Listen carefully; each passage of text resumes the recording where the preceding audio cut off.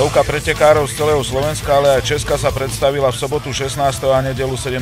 mája vo Vitálišovcach na prvom a druhom kole slovenského pohára BMX. Táto forma cyklistiky na špeciálne navrhnutých bicykloch s malými kolesami napodobňuje motokros a v Liptovskom Mikuláši sa mu darí. Máme niekoľkých majstrov Slovenska, takisto aj minulý rok sme sa ako klub umiestnili na prvom mieste na majstrovstvách Slovenska klubových družstiev, takže máme, myslím si, dobré šance zabodovať. Liptáci vo Vitálišovcach aj bodovali. V kategórii 7 a 8 ročných vyhral v prvom a druhom kole Adam Smolík a v kategórii 9 a 10 ročných si taktiež po obidva dni poradil s konkurenciou Michal Tuchyňa. Medzi neregistrovanými vyhral Stanislav Sochor. Keď k tomu prirátame 4 druhé a 5 tretích miest, Liptovsko-Mikulášsky klub tým dokázal svoju silu takmer suverénne. Rolu favorita vo svojej kategórii neobhájil akurát 5. z posledných majstrovstiev Európy Adam Rojček, ktorý skončil v sobotu 3. a v nedeľu 2. Aká je trať tu v Liptovskom Mikuláši? Dobrá.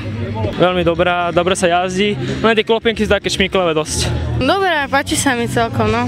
Je dobrá, že tady sú malé skoky pro menší deti. Celkom dobrá, celkom sa mi to páči. Odkiaľ si ty? Z Liptovského Mikuláša. Do Šenkvic, Twister Modra. Ja som z Trnavy prišiel. Z Českej republiky, z Pardubic. Z Pezínka. Mikuláša. Ako sa voláš? Peťo Janičina. Roman Gulaš. Som Patrik Madara. Beráková Michaela.